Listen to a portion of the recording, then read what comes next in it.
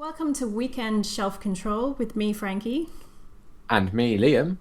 And today we're starting our Stephen King project with Carrie. Yes, we are discussing his debut novel, which has a bit of a backstory around how this even came to print. Are you familiar with the backstory? I am, because of the introduction in this book. Then you can lead the discussion on it because I only know it through, I think, a Oh, Wikipedia page, and I imagine it being in the introduction is maybe. Oh, actually, it might be included in the introduction here as well. Yeah, because there is an probably introduction here. because It's probably the it's same. in his introduction, and then mine also has an extra one. But yeah, so Yeah, we should talk about you've got this fancy yeah, 50th anniversary 50th edition, is it? anniversary edition. So Okay, so before we talk about the book itself of Carrie, what is in your fancy edition that I don't have in my bog standard normal edition? this has an introduction by Margaret Atwood, which is the extra thing. Okay. And I actually have just realised I haven't read it because I started reading it and then I thought if she's going to get into a lot of detail about the story, I don't want to Yeah. read that before I read the story, so I'll read it Yeah. after. And then I completely forgot until now when I'm trying to think, what did she say about it? Why can't I remember? And that's why. So, That Do you know what? That's so valid because I read a book recently called I Who Have Never Known Men, and the introduction kind of lays out the big sort of plot points that the book hits. So when I lent that book to someone to read, I was like, look, the introduction is good, but read it after you've read the book because I think it will be better that way. And yeah. it's I wish these introductions were written. I get that, like in a 50th anniversary, they're probably thinking, oh, this is for the collectors who have already read it and love this story, but it might not be. So that maybe like the introduction should be at the end, maybe. Yeah, it's like the Penguin classics in that all their introductions go into great detail about the work, like all Right. about it. So I never read them either. So yes, So I'll get back are to you that. are you familiar with Margaret Atwood's work? I haven't read any of her books. Same, because I'm curious why her for the introduction of Carrie. Well, I do wonder if it's just that they asked well-known authors who are fans, Okay. and this Yeah. is maybe just a particular favorite of hers, so she wanted to write about Okay. it. I Could don't be, know yeah. because I have seen the Salem's Lot has also come out because that's past 50 years as well, and that one actually has Joe Hill doing the introduction for that one. See, that makes more sense to me. But yeah, I don't know. I'll maybe have to give an update next time. Yeah. do Okay. a little throwback of what her introduction is about and if it says Yeah. Why her? why she Yeah. was chosen. Okay. So we should probably talk about the backstory behind the book then. Oh yes, so We got distracted. I'm really bad at telling stories. So he started writing it as a short story, and he wrote a few pages and didn't like it and threw it away. And his wife fished it out and told him to keep going and to make it a novel. And I think he was, he felt too much for Carrie and how mean everyone was. And he actually based Carrie on two girls that he knew when he was a kid, that just had unfortunate stories, and both ended up dying before they were 30. So, so he took some inspiration from that. Was this published before they died or after they died? Did you know? I would have thought before, because if he grew up with them, they would have been similar ages, right? Yeah, I don't know. Because this was this was his first book published, which must have been before he was 30. Surely. Let me just check if his introduction. No, this was an updated introduction he wrote in '99. But the book itself would have been published, right? Yes, but whether they So- were still alive at that time. Yeah. I have a question for you. Yes. If someone you knew wrote a book like this and were like, based it on you. Would you be flattered, or I am guessing he didn't reveal that while they were alive. He didn't which makes use their sense? real names either. Yeah, which is wise. I'm sure they would have, one of them would have been able to work out that it was about her from what he said in this introduction. But yes, I'm guessing this is an updated introduction giving those details. Yeah. But yeah, I think it's interesting that this, I mean, you could argue, right, that Stephen King's entire career exists because of his wife fishing it out of the trash and telling him to carry on with that story. Yeah. It's pretty interesting too. Like, he also said about how he wasn't sure he could do it because writing from the perspective of a teenage girl and being able to do that well for the story to be good. So do you think that that's why this is an epistolary novel? Well, I don't know, because I mean, there is, like, it's less than I thought when you said that, because I didn't realize it was at all, since I never read it. But yeah, it's just little bits broken into the narrative. I thought it was guess, majority. No. There's like lots of little... Because it's like interview sections and clippings and things like that. It's not as typical... No, but narrative. it's written really weirdly. Like, there will just be on the page, you'll get a break and it will have a little snippet from this book that someone wrote about the whole thing, and it will just be like 5 lines. It's just like a little section, and then it goes back into the story. So I would say that there's still over half of this is narrative story. Is that not being told via interviews though? Again, I read this in 2017, so we're going back to relying on my memory. There's very little interviews. There's just a couple from like the commission they had. I think that was it, actually. The majority of those bits are snippets from like an academic guy who wrote a book about it, and then a survivor who wrote her book about like telling her story of everything. And then I think there's a couple of other bits, but it's mainly those 3 things. Okay. So it's more snippets from books than interviews from hearings that they had talking to people related to it. Okay. So we should probably talk about what Carrie is about.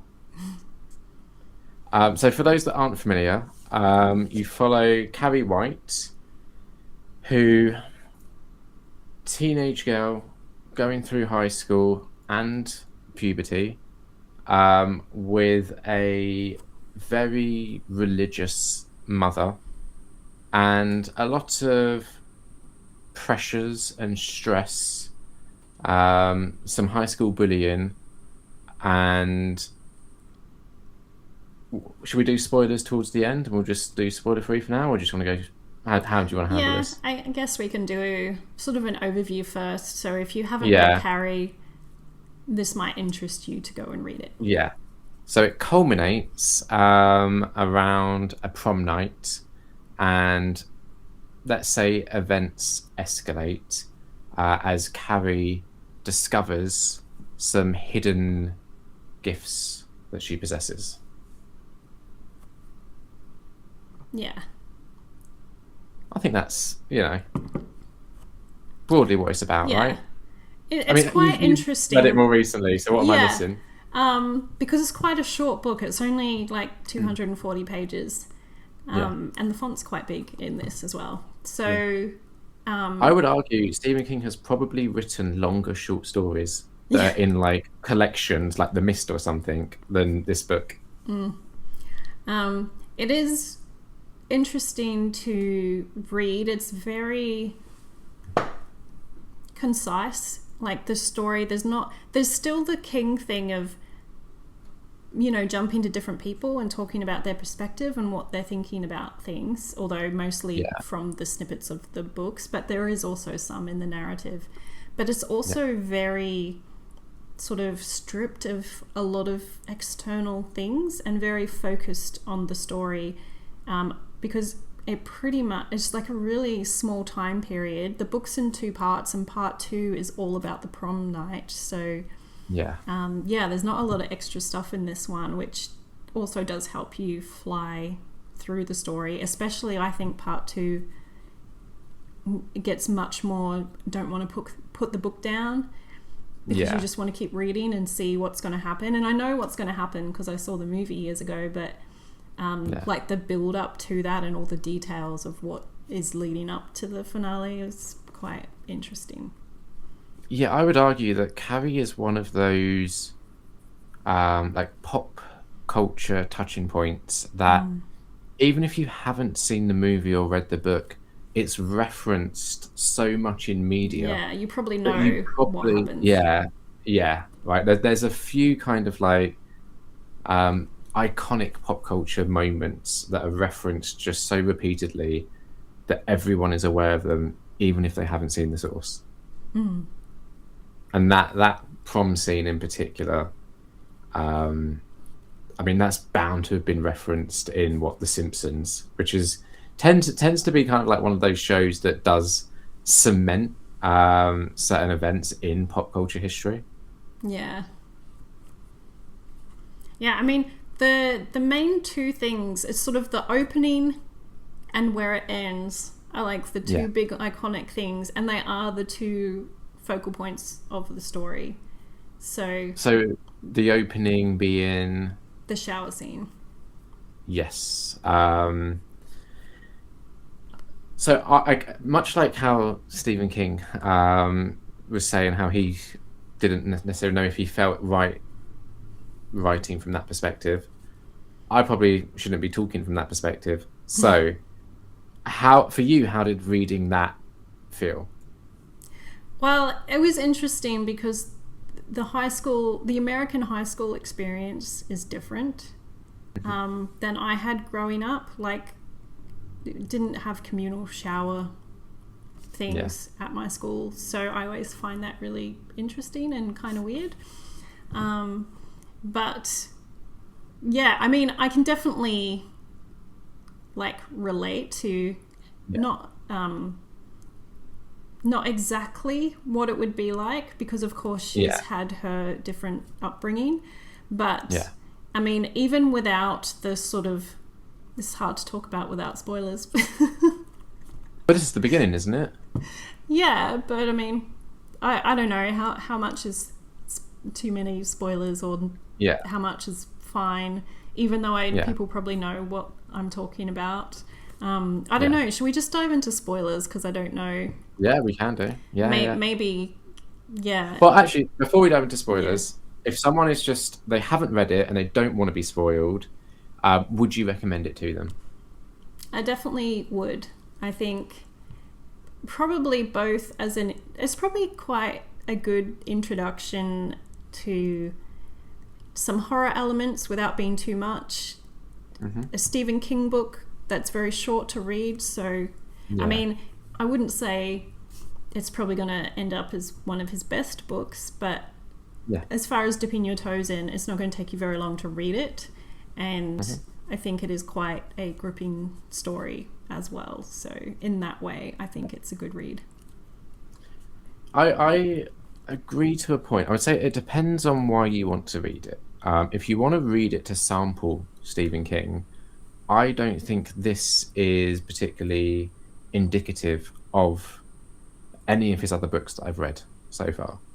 No. It is different. I guess it's more a horror, maybe a bit of a horror, bit of light horror in some of the things happening. Probably a bit more horrific in, real life things than the horror sort of more supernatural sections. But basically it's a bit, if you're wanting to dip your toes into horror and sort of books tackling more heavy themes, then this is like, or I would say if you're a fan of the film, it's worth reading the book. I do think there are enough differences that it makes reading the book enjoyable because it's not like you know exactly what's going to happen. Like you have a good idea, and like we said earlier, like people probably have a good idea anyway just from knowing the references. Yeah. But I think there's enough here to make it enjoyable to read. So if you're curious just what Carrie is all about and you want to go to the source, it's a totally fine read. I wouldn't, I would be hesitant to recommend it over many other kind of Stephen King books or intro to horror books. No, I was sort of thinking more of recommending it on its own thing rather than Yeah. comparing it to other King books. Yeah, yeah, but even then, if I would say there are other books that tackle similar topics that I would recommend over this, but it's absolutely a fine, okay book, in my opinion. So if you're curious, go for it. Yeah, I actually had a lot of fun reading this, especially Yeah. part 2. So Okay, yeah, so should we spoilers? yeah. Okay, so if you haven't read it and you don't want to be spoiled, Yeah. be Go wary read because the we're book and then come back exactly and finish the episode after. yes, we are now going to spoil this book. So what happens at the end of Carrie? Are we jumping to the end? We can go through it. So the shower scene at the start, right? So if I was at school and having communal showers with all the girls in my class, yes, it would be a horrible time to get your period in front of everybody there. Yeah. The added thing for Carrie of having no idea what's going on and thinking that she's bleeding to death, and then having everyone start like chanting at her and throwing tampons and things, like it's just a really strong opening to a book of how awful people can be, and that the teacher was getting in on it as well. And they say they felt like, something came over them that they might not normally join in, but they felt compelled to join in with it. Do you think it does a good job of getting the audience to very quickly sympathise with her? I do, but I did find it a bit weird in some of the descriptions of her and how she was acting. I just found really weird in the beginning. He mentioned multiple times he called a bovine face, and I'm not sure.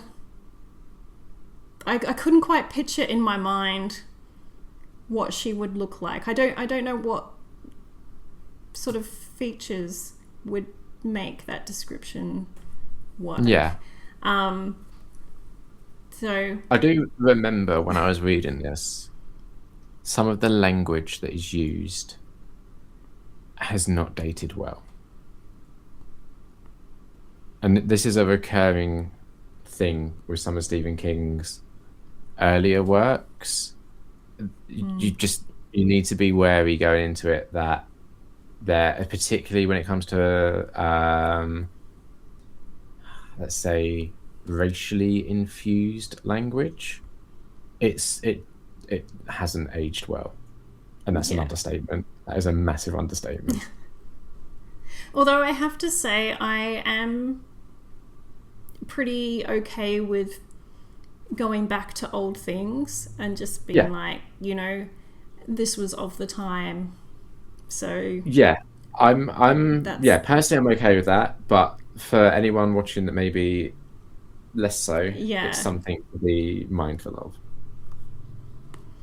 But I wouldn't say it's a huge part of it though. But it does stand out now. Like reading it in today's day and age, there are certain words that do kind of just go, oh, wasn't expecting that.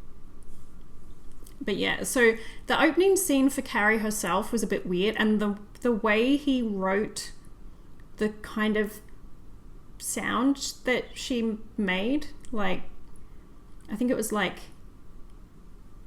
Oya, like Oyuh or something. And that was like when someone would say her name or something, she would like look up and make that sound, and that with the bovine face were repeated multiple times, and it was just like I can't really. I mean, I have Sissy Spacek in my head because of the movie, but as far as in the book, it was hard to get a handle on her character until, Yeah. you know, a bit like after all the school stuff, she's walking home, and that's when she starts to have sort of more of a personality. Because earlier on, she just seems a bit more like, you know, there's not a lot going on inside. Whereas later you sort of get in her head a bit more. And there was that interesting writing style that he does too, of in between lines, there will be in brackets like a thought they're having. Yeah. In between, like a sub-thought in between what they're thinking, which is quite an interesting writing style that I can't think of if I've seen anyone else use that before. No, I do find Stephen King's writing style is very conversational, which I really like. Like I've described it to friends and stuff in the past as it feels like someone kind of sitting next to you and telling you a story. Instead of like sometimes with books, it feels a bit more like detached than that. Whereas this feels very like there is personality in the way it's written. It feels like it's coming from a storyteller, which is although these lines make you feel very much in someone's head, like rather than just reading what they're thinking, but then you get these extra, it's like the writing is describing what they're thinking, and then these little inserts are the actual thought itself. And that will sometimes come in, it's like their inner voice sometimes having a thought based on the general thing that they're thinking. But yeah, that was interesting. So I found this book, the first half, which is the shower scene, her going home, some background about some stuff with her the mother, mum, right?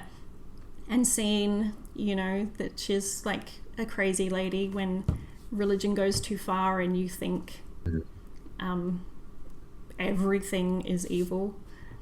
And this, you know, she's locked in the closet for hours if she needs to pray about stuff, with this all the scary paintings around and the house, the artworks and things. There's just a lot going on there.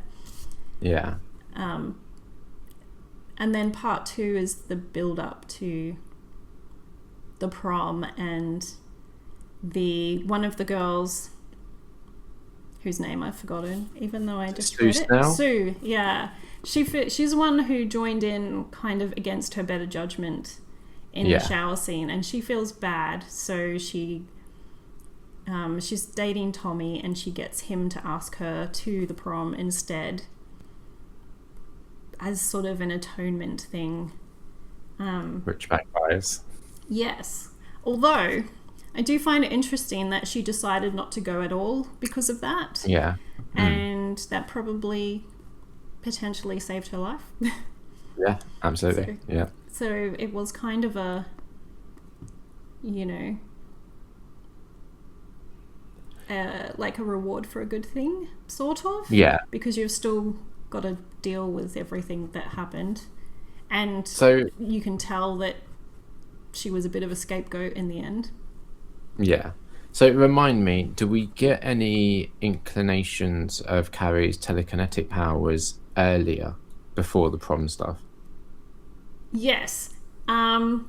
It's like, you know, menstruation starts, puberty's there, that sort of unlocks the powers inside, and it's her actually walking home from school that day where she starts putting things together, and there's a flashback from something that happened when she was 3, and she of realizes these things are happening because of her, and then she starts sort of training herself to be able to move things, and, you know, over time she's like lifting her hairbrush and things, and eventually is lifting her bed and starting to purposefully scare her mother by letting the bed crash down. And there's a lot of good moments of her getting back at her mum that kind of make you cheer a little, because because that mum is a terrible character. She really needs to be stopped. So she ends up a bit fearful of Carrie, which sort of tones down her behaviour slightly. I will say, I think, speaking about the movie, um, I I think that the depiction of the mother is marginally better in the movie remake, that had what's her face play Carrie, Chloe Grace Moretz.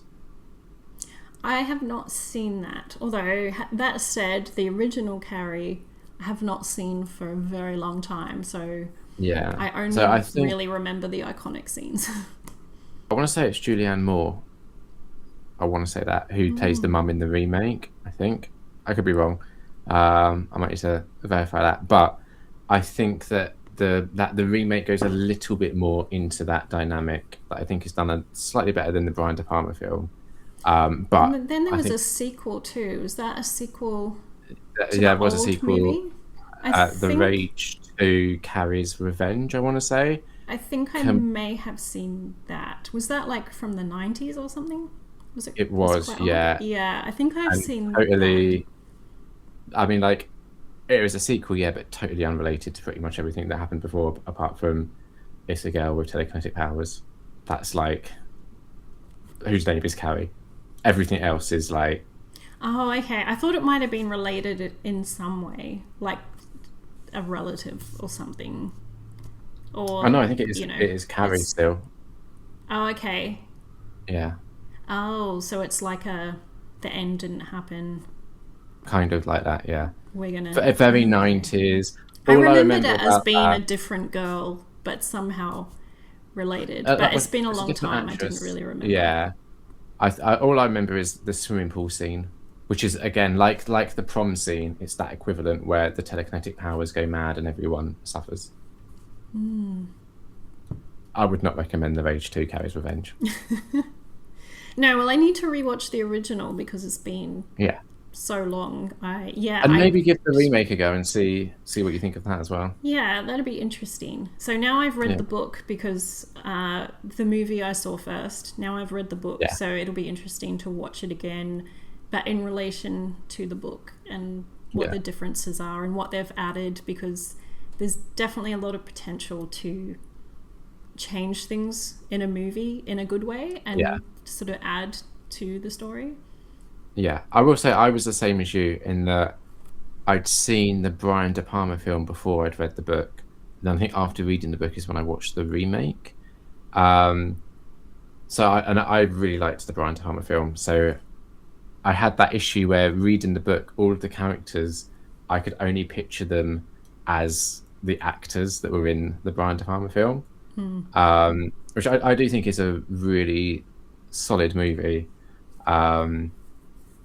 And like I said earlier, I don't think being familiar with the movie massively impacts enjoyment of the book. Yeah.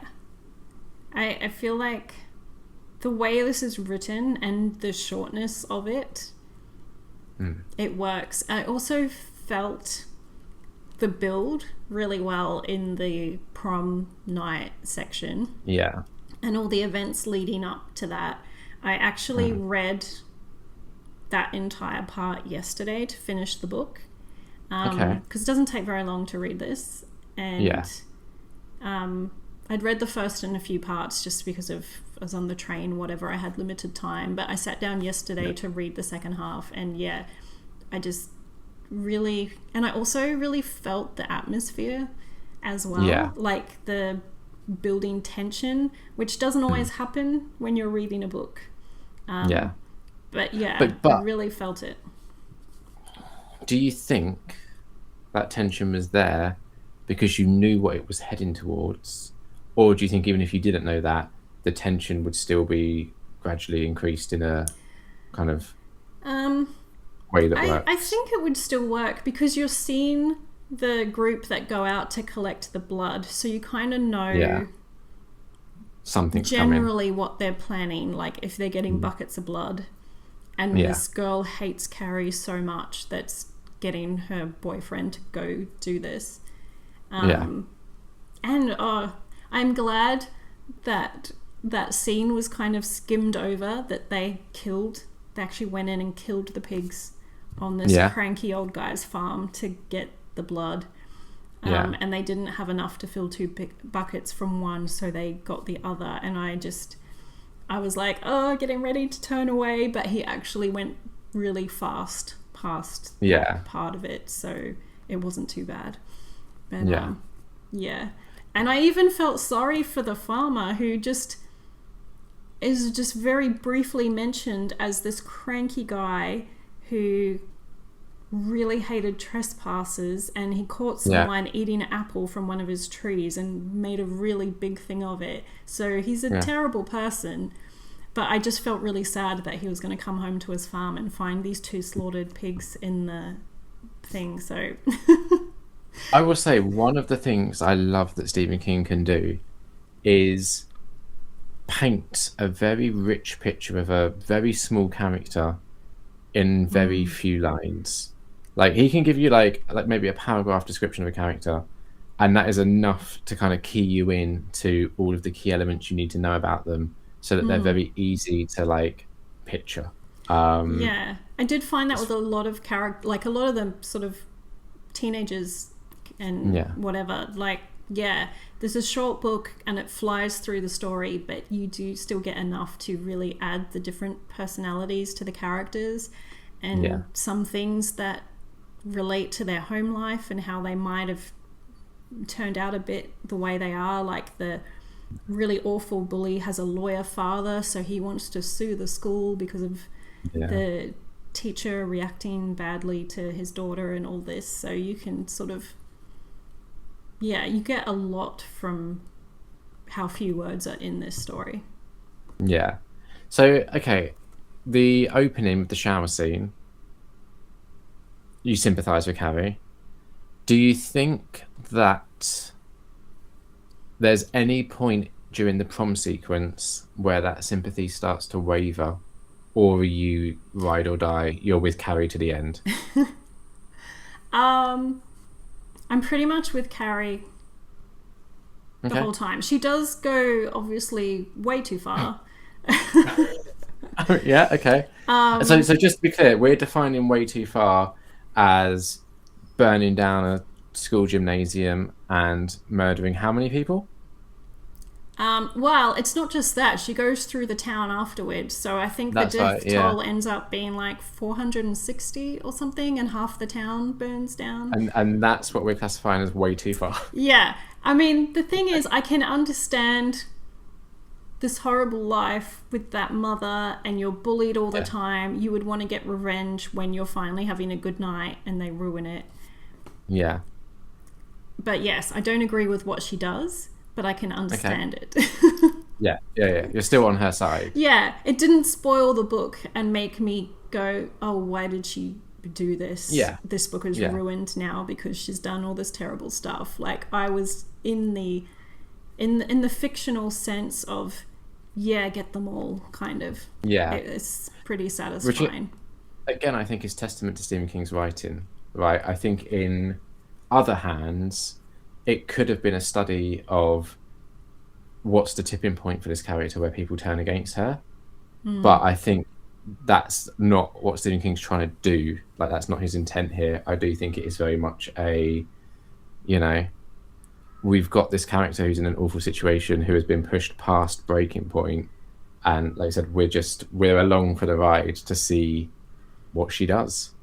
Especially because the prom night was so nice for her as well, because she's getting some of that confidence. She makes a funny remark to someone at some stage and realizes like how nice it feels, and she makes Tommy laugh, and they're getting on and having a good time, and it's like, she's being seen for just a real person rather than just the weird girl being bullied the whole time. And then it all falls. Also, the fact that it was Tommy's vote in a way that made them prom king and queen, because it was so close. They won by one vote. So like how close it was that things could have gone differently. And I think that adds to the tragedy of it, right? Because, like you said, you get that glimpse of in an alternate world where maybe she had a different upbringing, she would have fit right in. Yeah. But yeah, so how much responsibility do you place on the mum for everything that happens? Well, I mean, I would say, well, generally all of it. Okay, yeah, yeah, Because right from young, she was subject to all this stuff. yeah, And I feel like, from what we see in the book, pretty much everything she does to try and improve her life gets shut down by her mum. So, yeah. yeah. I think it's interesting if you look at the nature nurture, and I think this book has a very clear stance on, in Carrie's situation at least, nurture trumping nature and how that can influence someone. Yeah, you can definitely see at the end of the book, after she leaves the prom and everything, like how different she is. Like, yeah, everything has changed so much that she's pretty much a different person and can't really go back. Yeah. But yes, I know I had seen that you weren't overly into this one, and so I wasn't so sure, and being a short book and being his first book, but I actually quite enjoyed it. Okay. I Yeah, did will. find all the snippets from things were a bit much. There were so many of them, and just little bits in the middle all the time. And some of them were good. Some of them were, good for giving some information dotted Like a little bit of throughout the flavour. thing from this book that's looking back. Yeah. But it was kind of annoying sometimes. Yeah.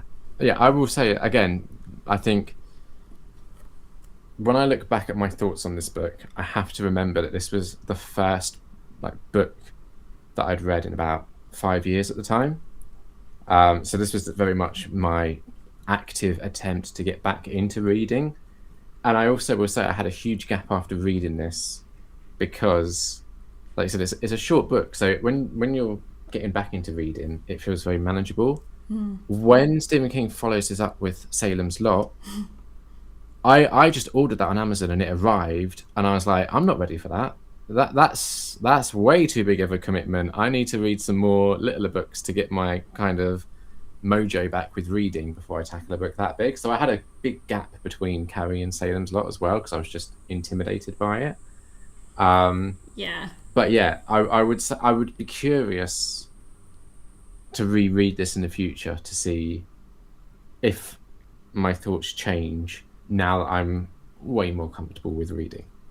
I think it depends how you come to the book as well, because a lot of my love for this book is feelings that I felt while I was reading. Like I said, that build up to the prom night. Yeah. And the feeling I had reading that kind of trumps the other stuff. And so I had to think about my rating afterwards because I almost wanted to rate it higher, and then I thought, no, I'm putting too much on the feeling. I've got to remember the other stuff. And so I put it down half a star. But yeah, I did really enjoy reading this book and would read it again. What did you rate it? I gave it 3.5. Okay, so you didn't go massively higher than where I went. Because I went 3 out of 5. I just remember at some stage seeing your ranking and that it was pretty low down. So even though I don't know our book tastes well enough to know how we compare, but it still put it in my head that maybe this, and being the first book, I was like, maybe this isn't quite to the usual King level. But absolutely. But yes. But when it comes to if we're ranking them, we are in agreement. This is number 1. Yes. I know, this is like the easiest ranking that we're ever going to have. Yeah. Yeah, Carrie's number one. Yeah, we are in complete agreement there. All right, one off the list. Hopefully won't be too long. I would like to get Salem's Lot read in March so we can come back in a month with the next one. But yes, I want to, there's some other books I want to read, and one of them is quite big, so I don't know if I'll be able to complete it, but I would definitely say probably in April I'll be ready to talk about Salem's Lot. Okay, I'll be looking forward to that. So I'm assuming those that are still watching have read Carrie, because otherwise they'd have listened to all the spoiler stuff. So let us know in the comments below. Do you agree with our assessment of it, with our rating of it? Anything that we have overlooked, anything that we've missed, anything that you felt differently to us about it? We are more than happy to chat in the comments about your thoughts on Carrie, because these were our thoughts, and I'm sure there's many different opinions out there. Yes. All right, until next time, happy King reading, everybody.